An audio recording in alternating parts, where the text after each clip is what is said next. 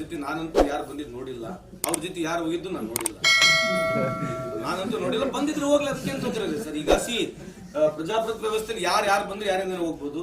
ನಾನಂತೂ ಕಣ್ಣಾರೆ ಯಾರು ಬಂದಿದ್ದು ನೋಡಿಲ್ಲ. ನಾವು ಶಾಲೆ ಹಾಕ್ಸಿದ್ದು, ನಾವು ಯಾರಿಗೆ ಶಾಲೆ ಕೂಡ ಹಾಕಿಲ್ಲ.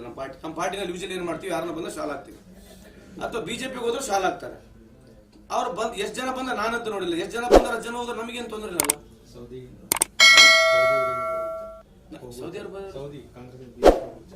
ಅದ್ರ ಬಿಡ್ರಿ ಅಲ್ಲ, ಬೇರೆ ಏನಾದ್ರು ಕೇಳ್ರ ಅಂತ ಹೇಳೋದು. ಈಗ ಮಣಿಪುರ ಬಗ್ಗೆ ಮಾತಾಡೋಣ.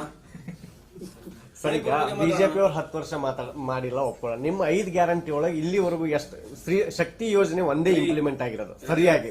ಇನ್ನು ಅದಕ್ಕೆ ಇಲ್ಲಿವರೆಗೆ 12,000 ರೂಪಾಯಿವರೆಗೆ ಪರ್ ಫ್ಯಾಮಿಲಿ ಮುಟ್ಟಿದ್ರೆ ಚೆಕ್ ಮಾಡಿ ನೋಡಿ, ಅಥವಾ ನೀವು ಕೆಲವು ಫ್ಯಾಮಿಲಿಗಳಿಗೂ ಚೆಕ್ ಮಾಡ್ಕೊಂಬರ್ರಿ ಎಷ್ಟು ಕಂತು ಮುಟ್ಟಿದೆ ಅಂತ ಕೇಳಬೇಕು.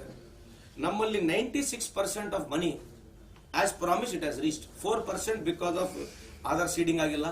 ಈ ಕೆಲವು ಜಾಗದಲ್ಲಿ ಹೆಣ್ಮಕ್ಳು ಬದಲು ಗಂಡ್ಮಕ್ಳು ಕೊಡ್ತಕ್ಕಂಥ ಸಮಸ್ಯೆಗಳಿದಾವೆ, ಆಧಾರ್ ಸೀಡಿಂಗ್ ಆಗಿಲ್ಲ. ಬಟ್ 96% ಜನ ದುಡ್ಡು ಕೊಟ್ಟಿರ್ತಕ್ಕಂಥದ್ದು. ನಾವ್ಯಾಕೆ